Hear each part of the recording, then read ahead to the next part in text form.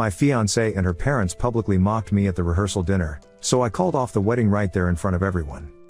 I need to get this SHT off my chest because I'm still processing what the F just happened. 3 days ago, I was supposed to be getting married next week. Now I'm sitting in my apartment, surrounded by boxes of wedding favors that'll never see the light of day, and honestly, I've never felt more effing free. Let me back up. I was with Victoria for 2.5 years. When we met, I thought I'd hit the jackpot. Beautiful, smart, great career in marketing. The sex was incredible, conversations were engaging, and she seemed to genuinely love me for who I was. Or so I effing thought. I work in cybersecurity. Good money, but not FU money like her family has. My dad's a mechanic, mom's a nurse. We're comfortable, but we're not flying to Aspen every winter or driving cars that cost more than most people's houses. Victoria's family? Different story. Her old man Gerald runs some investment firm, and her mother Margaret doesn't work, unless you count organizing charity galas and judging everyone beneath her tax bracket as employment. The red flags started small. Comments about my 2018 Honda Civic being practical. Jokes about how I must be saving money by shopping at Target instead of Nordstrom. Gerald would always find ways to mention Victoria's ex, some effing surgeon named Preston who apparently walks on water and SHTS gold bars. Margaret would laugh this specific way whenever I talked about my job, like I was a kid explaining why I wanted to be an astronaut. Victoria always had excuses. That's just how they are. They're old-fashioned. They don't mean anything by it. And like a effing idiot, I believed her. Why?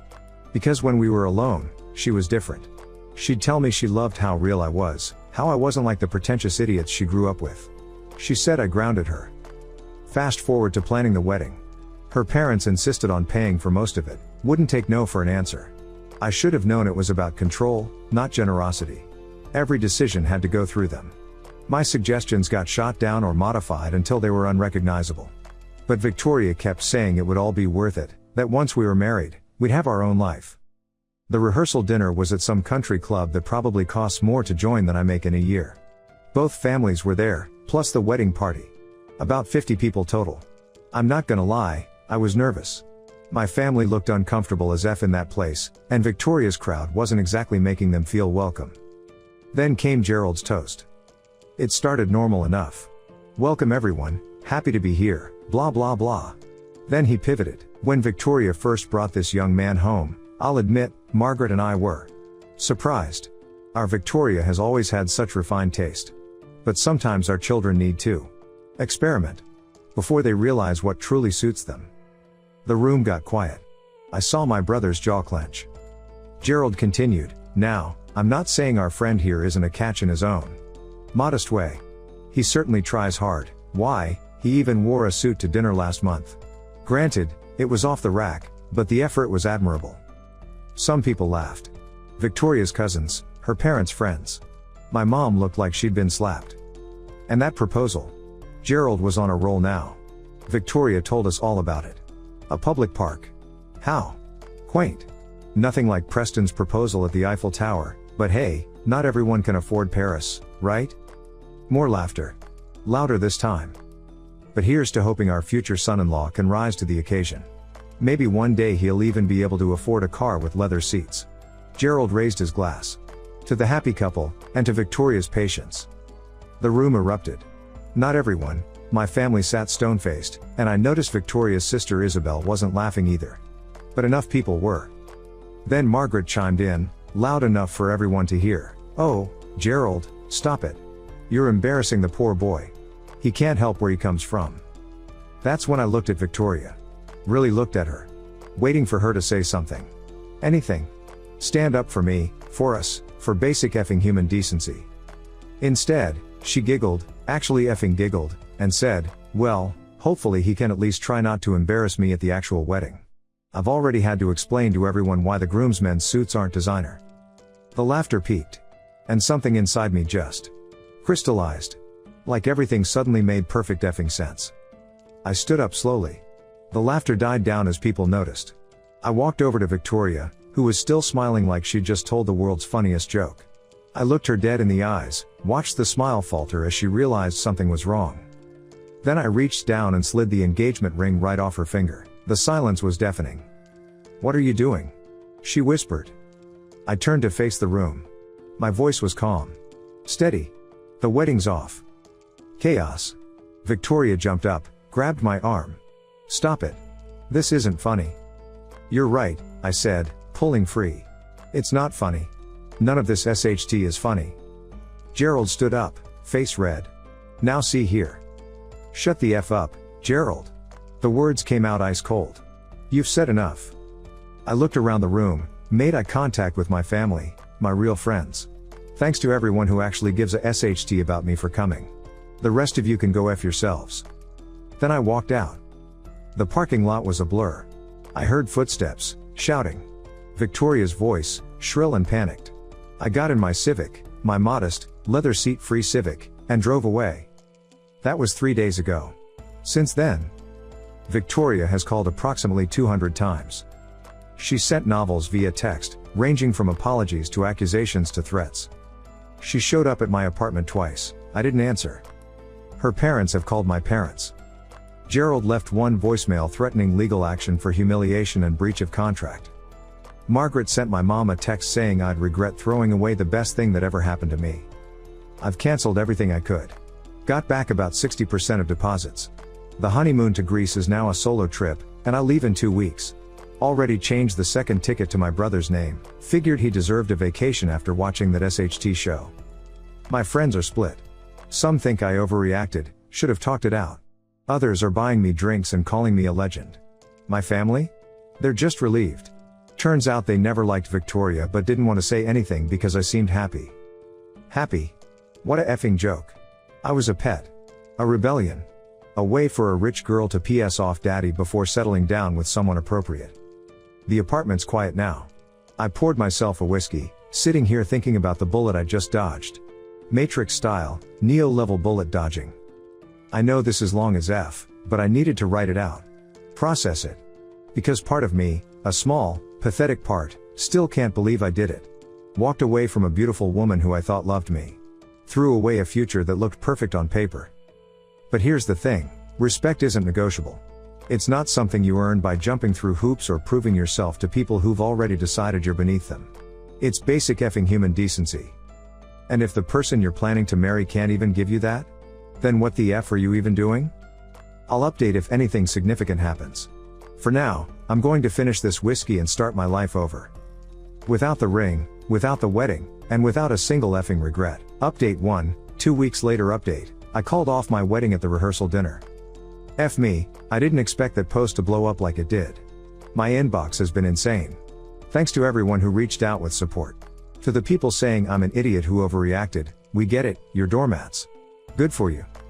Anyway, SHT has escalated in ways I didn't even think possible. Buckle the F up. The workplace ambush. Monday morning, I'm at my desk, 3 coffees deep into debugging some code, when reception calls. There's a Victoria here to see you. Says it's urgent. I told them to send her away. 10 minutes later, security calls. She won't leave. She's causing a scene. I go down to the lobby, and there she is. Flowers in hand, full makeup, wearing the dress I once told her was my favorite. The manipulation was so effing transparent I almost laughed. Please, she starts, loud enough for everyone to hear. Just 5 minutes. I love you. We can work this out. Victoria, you need to leave. I made a mistake. It was just jokes. You know how my family is. Yeah, I do. That's why I'm done. She tried to grab me. Security stepped in. As they're escorting her out, she screams, actually effing screams, "You're throwing away everything because your ego got hurt?" The entire lobby was watching. My coworkers, clients, everyone. I just went back to my desk. My boss called me in an hour later, not to reprimand me, but to make sure I was okay and to let me know they'd banned her from the building. The buyout attempt. Wednesday, I get a call from an unknown number. Against my better judgment, I answer. Son, it's Gerald. We need to talk man to man. I almost hung up. But morbid curiosity won. What do you want? Let's cut the BS. This temper tantrum has gone on long enough. Victoria's devastated. Margaret's having to explain to everyone why the wedding's off. Do you have any idea how embarrassing this is? That sounds like a you problem. Silence. Then, what's it going to take? Excuse me? To make this go away. Name your price. I couldn't believe it. Are you trying to buy me off? I'm trying to solve a problem. You clearly felt disrespected about the money thing. Fine. I'll write you a check for 50,000. You disappear quietly, tell people it was mutual, and we all move on. Gerald, with all due respect, go F yourself. 75. I'm hanging up now. Wait. You're making a mistake. You have no idea who you're dealing with. I have lawyers. I hung up. Then I called my buddy who's a lawyer, just in case. He laughed his sauce off and said to forward any legal threats to him. The social media SHT storm. This is where it gets really effing petty. Victoria started posting on Instagram. Vague quotes about knowing your worth and when someone shows you their true colors. Photos of her out with friends, looking sad but beautiful. The comments were full of her friends calling me trash, saying she deserved better. Then came the Facebook post. A long, dramatic narrative about how I blindsided her, how I couldn't handle her family's success, how I revealed my true insecure nature at the rehearsal dinner. She painted herself as the victim who loved a man who couldn't love himself. My phone started blowing up. Mutual friends asking for my side. Some believed her BS. So I did something I normally wouldn't. I posted my own response. Simple. Direct. The truth, she sat there laughing while her family humiliated me and mine at our rehearsal dinner. When someone shows you who they are, believe them the first time. Maya Angelou. Then I posted the security footage my company gave me of her being escorted out of my workplace. The narrative shifted real effing quick after that. The Brother Brigade. My brother Marcus and my best friend Devin decided I needed to get the F out of that apartment. Too many memories, too easy for Victoria to ambush me again. They showed up Saturday with a U-Haul and enough beer to KL a horse. We found a new place across town. Better neighborhood, better price, and most importantly, Victoria doesn't know where it is. While we're loading boxes, Marcus drops a bomb on me. Dude, I never told you this, but at your birthday party last year? Victoria cornered me in the kitchen. Said some SHT about how she was helping you become better and how grateful I should be that she was elevating our family. I thought she was drunk. Now I realize she was just showing her true face. Devin added his own story. Apparently, Victoria once asked him why I didn't have better ambitions and suggested he should influence me to go to business school or at least try to network with successful people. The more they talked, the more I realized how effing blind I'd been. She never loved me. She loved the project she thought I could become. The sisters text. Plot twist.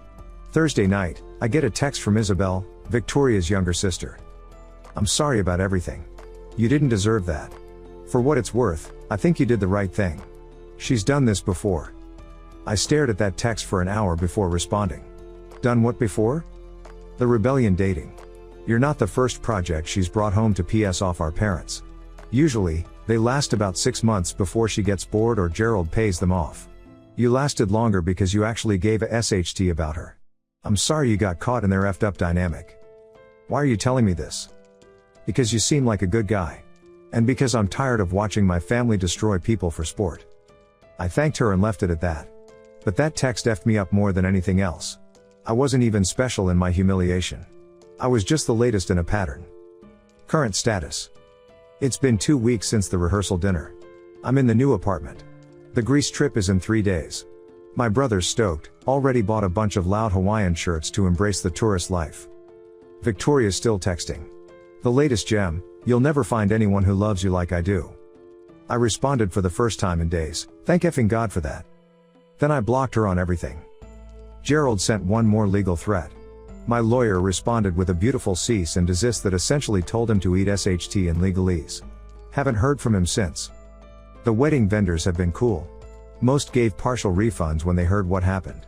The photographer even said, good for you, man. I've shot too many weddings where you can tell one person doesn't respect the other. Those never last. My mom's been the real MVP. That woman went full mama bear.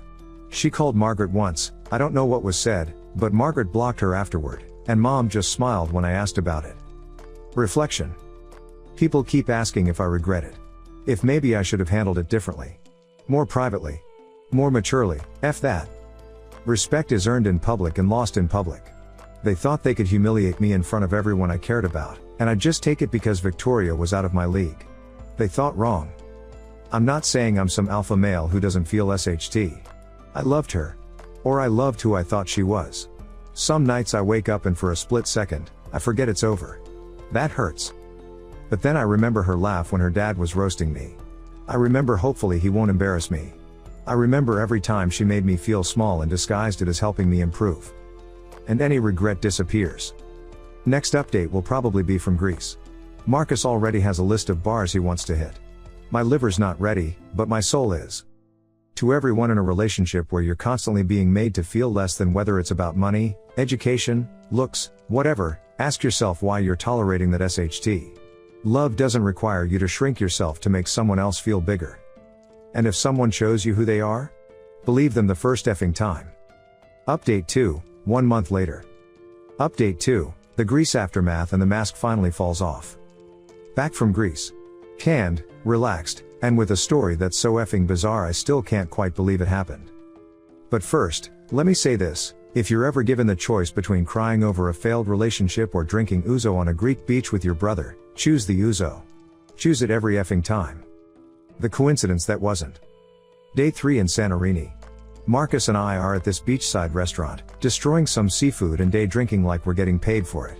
I'm actually feeling good, first time since everything went down where Victoria wasn't the first thing I thought about when I woke up. Then I hear it. That laugh. That specific, practice laugh that sounds like a wind chime having a seizure. I turn around, and there's Isabel. Victoria's sister.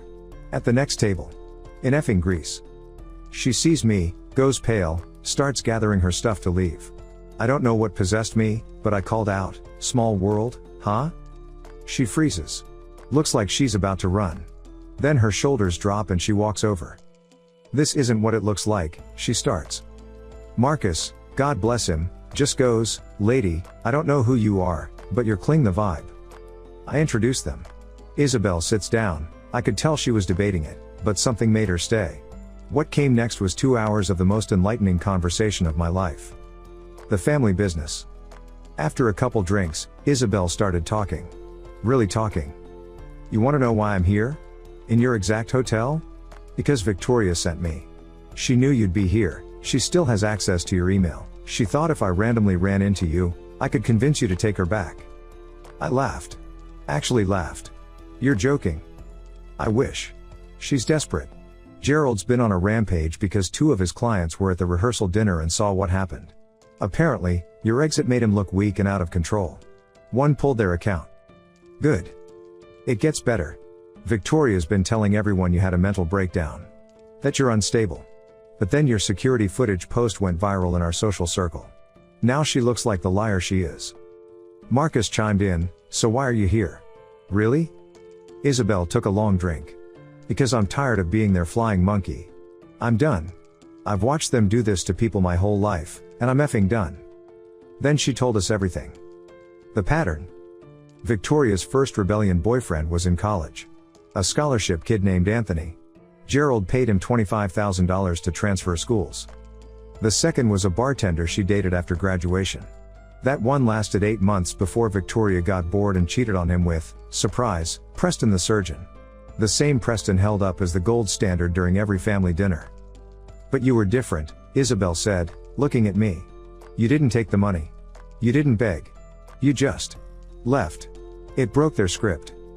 "Their script?" "My family runs on scripts. Victoria dates down to rebel. Parents humiliate the guy. Guy either takes money to leave or stays and takes the abuse until Victoria comes to her senses. Either way, parents win, Victoria gets her rebellion fix, then marries who they want. You effed up the whole show. So I was just a character in their effed up play? Pretty much. Except you went off script. And now they don't know what to do." The video call. Isabel had one more bomb to drop. "Victoria wants to talk to you. She's been melting down because you won't respond. If you're willing, I can set up a video call. Let her say her piece, then you can close that chapter properly." Marcus immediately said no. But I was curious. Maybe I needed to hear it. See her one more time to really close that door. We did it right there, at the restaurant. Isabel called Victoria on her tablet, then handed it to me when she answered. Victoria looked rough. No makeup, hair unwashed, eyes puffy. For a second, I felt something. Pity, maybe. "Baby," she started, and the pity evaporated. "Thank God. I've been going crazy. Please, just listen. I'm listening. I effed up.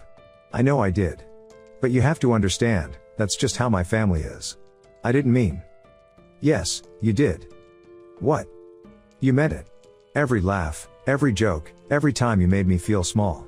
You meant all of it. That's not true. I love you. No, you loved having a pet that Daddy disapproved of. What was the plan, Victoria? Date me for a while, let your parents abuse me, then dump me for Preston 2.0? Silence. And in that silence, I saw it. The mask finally, completely falling off. You were supposed to fight for me, she said quietly. You were supposed to prove them wrong. Show them you were good enough. Why the F would I need to prove anything to people who decided I was trash the moment they met me? Because that's what you do when you love someone. No. That's what you do when you're in a toxic effing relationship with manipulative people. Her face changed then. The tears stopped. The mask didn't just fall, it shattered. You think you're so much better than me now? Her voice went cold. You're nobody. You'll always be nobody.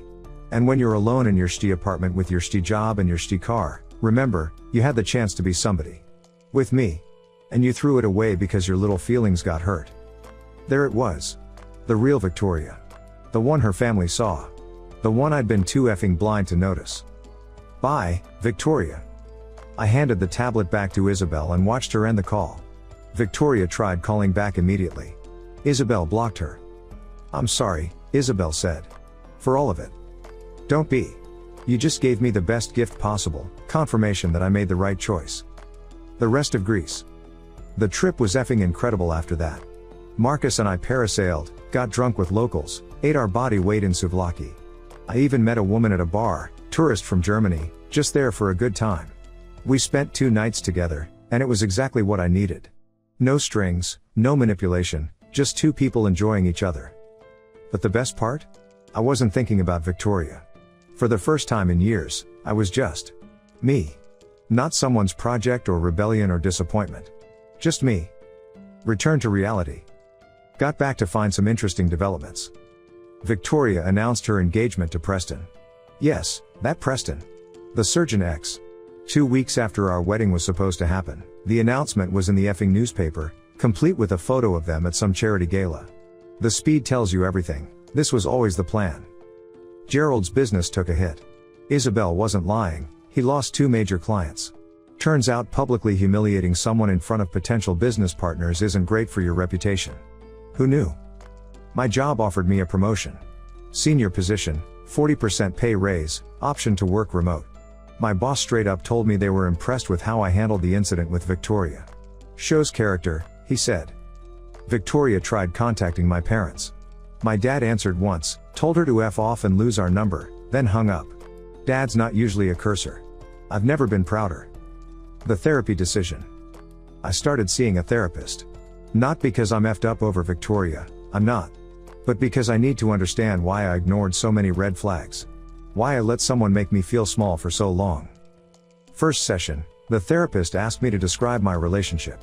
When I finished, she said, "You were in an emotionally abusive relationship." It hit different hearing it from a professional. All those times Victoria made me feel like I needed to be better, all those backhanded compliments, all that SHT her family pulled, it was abuse. Dressed up in designer clothes and served with champagne, but abuse nonetheless. Isabel's epilogue. She texted me last week. Moved out of her parents' house, got her own place, started therapy too. Said watching me stand up to them gave her the courage to break free. They're imploding, she wrote. Victoria's miserable with Preston but won't admit it. Dad's stressed about the business. Mom's drinking more. And they have no one to blame but themselves. I didn't respond. That family's drama isn't my problem anymore. Final thoughts. It's been a month since the rehearsal dinner. Feels like a lifetime. I look back at who I was, the guy who thought he needed to earn respect from people who saw him as entertainment, and I barely recognize him. To anyone who says I overreacted, I didn't react enough. I should have walked away the first time Gerald made a crack about my car. The first time Victoria laughed at my expense. The first time I felt like I needed to shrink myself to fit into their world. But you live and learn. And sometimes, you need to have your moment. Mine was pulling that ring off her finger in front of everyone. Worth every effing second. I don't know what's next. Maybe I'll date again, maybe I won't. Maybe I'll use that remote work option to travel. Maybe I'll just focus on being the best version of myself, for me, not for someone else's approval. What I do know is this: I'm done dimming my light so insecure people can feel brighter. And that engagement ring? Sold it. Used the money to buy a new car. Still a Honda, but this one's got leather seats. Suck on that, Gerald. Update 3, 3 months later. Update 3, the legal battles and the masks keep falling. 3 months. 3 effing months since I pulled that ring off Victoria's finger, and these people still won't let it go. I thought I was done updating, but the sheer audacity of what's happened needs to be documented. Grab a drink. This is a long one. The legal circus begins. Remember Gerald's threats about lawyers? Yeah, he wasn't bluffing. I got served papers 2 weeks after Greece. The lawsuit claimed intentional infliction of emotional distress. Defamation, for the security footage post. Breach of verbal contract, apparently, proposing creates a binding agreement. Recovery of expenses for the wedding. They wanted $150,000. $150,000. My lawyer laughed so hard he nearly fell out of his chair. This is the legal equivalent of a temper tantrum, he said. Let's have some fun. We countersued. Harassment, attempted extortion, remember the buyout offer? And defamation, for Victoria's social media smear campaign. We asked for $500,000. Suddenly, Gerald wanted to discuss this like civilized people. The mediation meeting. Mediation was scheduled for last Tuesday. I wore my best suit, the off-the-rack one Gerald mocked. Power move. Walking into that conference room and seeing them again was surreal. Gerald looked older, stressed. Margaret had definitely had work done. Victoria was there with Preston, who looked like he'd rather be getting a root canal. Victoria wouldn't make eye contact. Just stared at her phone while Preston rubbed her shoulder like she was the victim. Gerald started with his usual BS. This has gotten out of hand. We're reasonable people. My lawyer cut him off. Reasonable people don't publicly humiliate someone at their rehearsal dinner. It was harmless family banter. I spoke for the first time. Harmless? You compared me to her ex in front of 50 people. You mocked my job, my car, my family. That's not banter. That's cruelty. Victoria finally looked up. You humiliated me. You made me look like a fool. No, Victoria. You did that all by yourself when you laughed along. Preston shifted uncomfortably. The mediator suggested we move to separate rooms. The Preston problem. During a break, Preston followed me to the bathroom. Looked around to make sure we were alone, then said, "You dodged a bullet, man." I almost laughed. Excuse me? I'm serious. I dated her before. Got out when I realized what her family was. Thought maybe she'd changed. He looked exhausted. She hasn't. Neither have they. The wedding's in 3 months, and I'm already looking for exits. So why? Because I'm weak. And they're very good at manipulation. Gerald's got connections at the hospital where I work. Made it clear what would happen to my career if I didn't play ball. He washed his hands and left. I stood there thinking how effing glad I was to not be him. The settlement. After 6 hours of back and forth, here's what we agreed to. They dropped their lawsuit. I drop mine. They pay my legal fees. Neither party discusses the other publicly. All social media posts about the situation get deleted. I wanted to fight it more, but my lawyer advised taking the win. You got them to pay your fees. That's them admitting fault without saying it. As we're leaving, Margaret couldn't resist one last shot. I hope you're happy. You've ruined Victoria's life. No, Margaret. You did that. Every time you taught her that other people were beneath her. Every time you showed her that manipulation was love. Every time you treated people like entertainment. You ruined her life. I just refuse to let you ruin mine. Gerald actually flinched. Victoria started crying. Preston looked like he wanted to applaud. I left feeling lighter than I had in years. The work promotion fallout. Remember that promotion I mentioned? Took it. The raise has been life-changing. New apartment in a better area. Started investing. Even bought my parents a vacation to Hawaii, something I never could have done before. But success is the best revenge, and apparently, it was eating Victoria alive. How do I know? Because she broke the agreement. Started posting passive-aggressive SHT about people who forget where they came from and new money versus real class. My lawyer sent a cease and desist. She posted about that too, calling it silencing tactics from insecure men. Girl was spiraling. The mutual friend incident. Last month, went to a mutual friend's birthday. Small gathering, didn't think Victoria would be there since she'd publicly SHT talked the host after our breakup. I was wrong. She showed up with Preston, already 3 drinks deep. The moment she saw me, she made a beeline over. "How's the new job?" she asked, voice dripping with fake sweetness. "Finally making enough to shop somewhere besides Target?" "Victoria," Preston warned. She ignored him. "You know what's funny? You walking away like you were some prize. Like you were teaching me a lesson. But look," she gestured to Preston. "I still got my surgeon. I still have the life I deserve. What do you have?" I looked at her, really looked at her. The designer dress couldn't hide how miserable she was. The perfect makeup couldn't cover the dead look in her eyes. The huge engagement ring couldn't weigh down the hand that shook as she held her drink. "I have peace," I said simply. "And self-respect. And a life where nobody makes me feel small for sport." "You have nothing." Her voice rose. People started staring. "You're still the same loser in a Honda who needed me to give his pathetic life meaning." Preston tried to pull her away. She shook him off. "You want to know the truth?" She was full on yelling now. "I was settling for you. You were my charity case. My good deed. And you couldn't even be grateful for it." The room was silent. Everyone staring. And in that moment, I saw her the way everyone else did. Not the beautiful, sophisticated woman I'd put on a pedestal. Just a spoiled, insecure child throwing a tantrum because someone took away her toy. "We're done here," Preston said firmly, finally growing a spine. He practically dragged her out while she kept screaming about how I'd regret this and never find better. The host came over after they left. "Holy SHT. I'm sorry, man. I had no idea she was that." "Neither did I admitted. Not until it was almost too late. The final straw. This morning, woke up to texts from Isabel. Victoria and Preston's engagement is off. Apparently, the birthday party incident was the final straw for him. He called off the wedding and is taking a job across the country to get away from her family. She's losing it, Isabel wrote. Parents are in damage control mode. They're trying to spin it as Preston not being able to handle a strong woman. Nobody's buying it. She sent me a screenshot of Victoria's latest Instagram story. It was a quote, "A queen will always turn pain into power." I laughed until my sides hurt. Then I blocked her on the last platform where we were still connected. Not out of anger or spite. Just finality. Where I am now. It's been 3 months since I called off my wedding at the rehearsal dinner. In that time, got promoted and increased my income by 40%. Started therapy and actually dealt with my SHT. Took up rock climbing. Turns out I needed a physical outlet for aggression. Met someone new, more on that in a second. Watched my ex's carefully constructed life fall apart entirely of her own making. About the new person, her name's Jamie. She's a software developer at a startup. We met at a climbing gym, she was struggling with a route, and I offered help. We've been seeing each other for about a month. Here's what's different, she pays for her own SHT. She laughs at my bad jokes because she thinks they're funny, not because she's performing.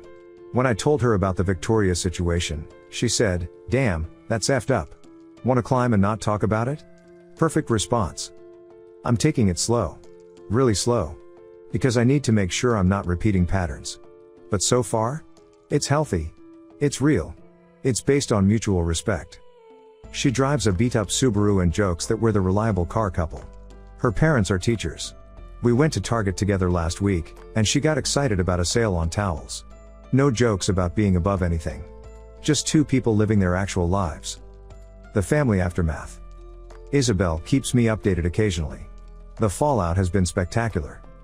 Gerald lost another major client after the birthday party incident went public. Someone recorded Victoria's meltdown. Margaret's been uninvited from several charity boards. Victoria's been put on sabbatical from her marketing job after showing up drunk to a client meeting. Preston sent them a cease and desist letter after they tried to badmouth him to his hospital board. They're eating each other alive, Isabel told me. Blaming each other for everything. Dad says mom raised Victoria wrong. Mom says dad encouraged the behavior. Victoria blames both of them for ruining her relationships. It's a circular firing squad. I told her I was sorry she had to deal with that. Don't be, she said. I'm in therapy too now. Learning about toxic family systems. Turns out, watching you stand up to them was the wake-up call I needed. I'm moving to Portland next month. Fresh start. Good for her. Breaking free from that family takes serious courage. The unexpected encounter. Last week, I ran into Margaret at a coffee shop.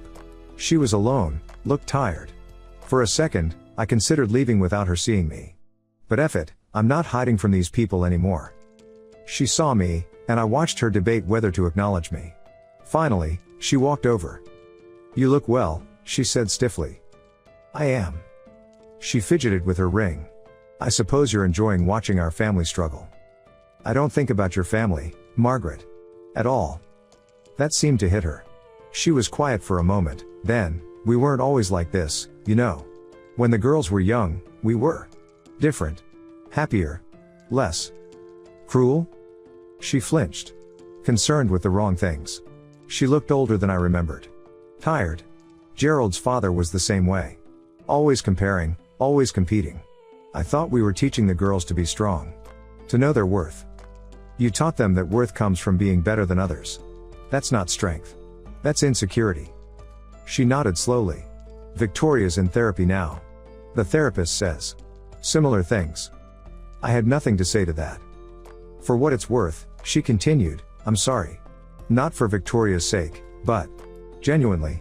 You're a good man. We could have, should have, seen that.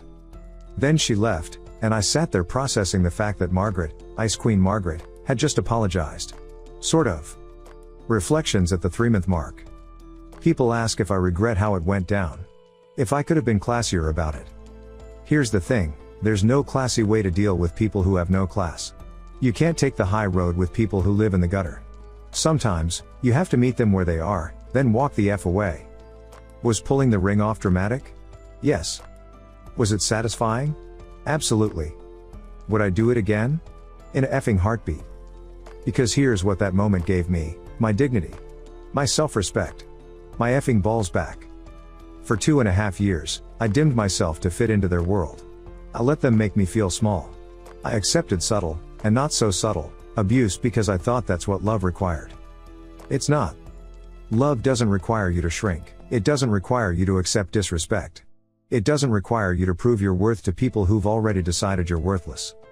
Real love, healthy love, lifts you up. It sees your worth without needing comparisons. It defends you when you're not in the room. It sure as F doesn't laugh when others tear you down. Lessons learned. When someone shows you who they are, believe them. Not who you hope they'll become. Not who they are when you're alone. Who they are when it matters. Family dynamics are preview of coming attractions. How someone's family treats you is how they'll eventually treat you. If they don't defend you from day one, they never will. Money doesn't buy class. Some of the classiest people I know work blue-collar jobs. Some of the trashiest have trust funds. Acting like money makes you better than others just advertises your insecurity. You can't save someone from themselves. Victoria was trapped in her family's toxic patterns. But she chose to stay trapped. She chose to perpetuate the cycle. That's on her. Walking away is power. Not weakness. Not giving up. Power. The power to say I deserve better and mean it. Final update, probably. This will likely be my last update unless something major happens. I've moved on. I'm building a life based on mutual respect, genuine connections, and zero tolerance for people who think I'm beneath them. To everyone who reached out with support, thank you. Your messages reminded me that there are good people out there who understand that respect isn't negotiable. To those in similar situations, get out. It won't get better. They won't change. You deserve someone who sees your worth without needing to diminish it. To anyone who thinks I overreacted, cool. Keep accepting disrespect. See how that works out for you. And to Victoria, if you ever read this, I hope you get help. Real help. Not just surface level therapy to appease your parents, but the deep work required to break free from the toxic patterns you're trapped in. You're miserable, and you're making everyone around you miserable. That's not strength. That's not power. That's just sad. But that's not my problem anymore. I'm out here living my best life, with my reliable Honda, my off-the-rack suits, my Target shopping trips, and my genuine effing happiness. And that's worth more than all the money, status, and designer BS in the world. Peace out, Reddit. Thanks for following this journey. Remember, you're not required to set yourself on fire to keep someone else warm. Especially when they're the ones holding the matches. Final update, 6 months later. Final update, the wedding that wasn't and the life that is. Said I was done updating, but life had other plans. It's been 6 months since the rehearsal dinner, and I need to write this final chapter. Not for you, Reddit, though thanks for writing along, but for me. To close this book properly. Buckle up one last time. The wedding day that wasn't. 2 weeks ago was supposed to be my wedding day. June 3rd. Had it circled on my calendar, not from nostalgia, but as a reminder. A congratulations, you saved yourself anniversary. Woke up that morning to texts from my boys. Marcus, happy not your wedding day. Let's get drunk. Devin, 1 year ago today, you'd have been preparing to make the biggest mistake of your life. Proud of you, bro. Jamie made me breakfast. Yeah, we're living together now. Moved in last month. She handed me coffee in a mug that said I survived a SHT show, Marcus's Christmas gift, and asked if I was okay. Never better, I said. And meant it. But the universe wasn't done with the coincidences. The crying girl at Starbucks. Went to grab coffee around 2 p.m., the exact time I would have been saying I do. Walking in, I see a girl in a wedding dress crying at a corner table. Makeup running, veil on the floor, the works. I'm not a approach crying strangers guy, but something made me stop. Maybe recognition. Maybe karma. I bought an extra coffee and approached carefully. You okay? She looked up, laughed bitterly. Do I look okay? Fair point. Called off? At the altar. He couldn't do it. Said he finally realized his family would never accept me. She wiped her eyes. I'm a paralegal. His family are all doctors and lawyers. Apparently, I'm not good enough. I sat down. Told her my story. The whole thing. She listened, eyes getting wider. You really pulled the ring off at the rehearsal dinner? Best decision I ever made. But didn't you love her? I loved who I thought she was. But love isn't enough if it comes with a side of disrespect. She nodded, processing. His mom said I should be grateful someone like him even noticed me. Run. Run fast, run far, and don't look back. We talked for an hour. By the end, she was laughing. Took off the dress in the bathroom, left it in the trash. Walked out in the jeans and t-shirt she'd worn underneath. Thank you, she said, I needed to hear that it gets better. It does. But only if you don't go back. She ordered an Uber, presumably to start her new life. I hope she makes it. Marcus's wedding speech. Plot twist, Marcus got engaged. Quick courthouse wedding last month, he's not about that big wedding life after witnessing my disaster. Asked me to be best man and give a speech at the small reception. Here's what I said. 6 months ago, I watched my brother do something that took more courage than I've ever seen. Not going to war. Not jumping out of planes. But standing up in a room full of people who thought he was less than and saying I deserve better. That night, he taught me something. Love isn't about finding someone who tolerates you despite your flaws. It's not about hoping someone's family will eventually see your worth. It's not about shrinking yourself to fit into someone else's world. Real love is finding someone who sees you, really sees you, and thinks yes. This one. Just as they are. Marcus, you found that with Kendra. She doesn't love you despite your bad jokes. She loves them. She doesn't tolerate your weird obsession with 80s music. She shares it. She doesn't hope you'll change. She hopes you won't. That's real love. That's what we all deserve. Never settle for less. Wasn't a dry eye in the place. Even Dad teared up, and that man's emotional range usually peaks at slightly pleased. The Victoria final boss battle. Yesterday. 6 months to the day since the rehearsal dinner. I'm at the grocery store, shopping with Jamie. We're debating pasta sauce brands, the real couple SHT, when I hear. Well. Look who it is. Victoria. With a shopping basket containing nothing but wine and cat food. She looked rough. Designer clothes couldn't hide the weight loss, the hollow eyes, the general aura of someone barely holding it together. Victoria. Jamie tensed beside me. I'd shown her pictures. She knew. This your replacement? Victoria gestured at Jamie. Cute. Very. Accessible. Jamie, God love her, just smiled. Thanks. I do pride myself on being approachable. Unlike some people, Victoria's eye twitched. You know he's only with you to prove a point, right? To show he's moved on? You're a rebound with benefits. I was about to respond, but Jamie beat me to it. Actually, we bonded over both being beneath someone. His ex thought she was too good for him. My ex thought I was too good for him. Turns out, we're just right for each other. Funny how that works. Victoria stared. Jamie stared back. I stood there thinking I might be in love with this woman. You'll never have what we had, Victoria said to me, voice shaking. Thank effing God for that. I mean it. What we had was special. You'll realize that eventually. When you're bored with your simple little life and your simple little girlfriend, you'll remember what you threw away. I looked at her. Really looked. Saw the desperation, the delusion, the complete inability to see reality. Victoria, what we had was toxic. You treated me like a pet. Your family treated me like entertainment. You laughed, while they humiliated me at our rehearsal dinner. That's not special. That's sick. I've changed. No. You haven't. You're here, right now, trying to insult my girlfriend because you can't handle that I'm happy without you. That's who you are. Who you've always been. Who you'll probably always be. She opened her mouth. Closed it. Opened it again. I loved you, she said quietly. No. You loved having power over someone. There's a difference. I took Jamie's hand. We're done here. Have a nice life, Victoria. Or don't. Not my problem either way. We left her standing there with her wine and cat food, looking like she'd been slapped. In the parking lot, Jamie burst out laughing. Holy SHT. That was brutal. Too much? Nah. Just enough. Also, accessible? What the F does that even mean? I think it was supposed to be an insult. Failed miserably. I am accessible. It's called being a decent human being. Have I mentioned I might love this woman? The update no one expected. Got a LinkedIn message last night. From Preston. Hey man, hope you're well. Wanted to thank you. Your story gave me the courage to get out. I'm in Boston now. New job, new life, and engaged to someone who actually respects me. Her family thinks I'm great just as I am. Novel concept, right? Anyway, saw you got promoted again. Congrats. Living well really is the best revenge. P. I wrote back congratulating him. Dude deserved his happy ending too.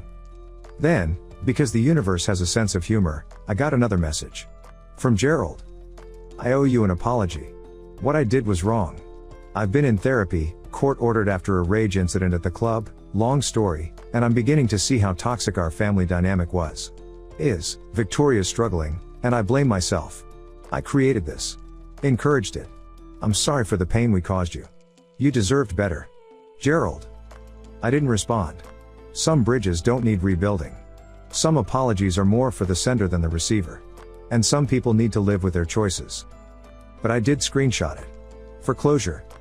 The real final thoughts. 6 months ago, I thought my life was ending. Wedding called off, relationship destroyed, future uncertain. I thought I'd never recover from the humiliation, the betrayal, the sheer what the F-ness of it all. Turns out, it wasn't an ending. It was a beginning. In 6 months, I've advanced my career beyond what I thought possible. Found a genuine, healthy relationship.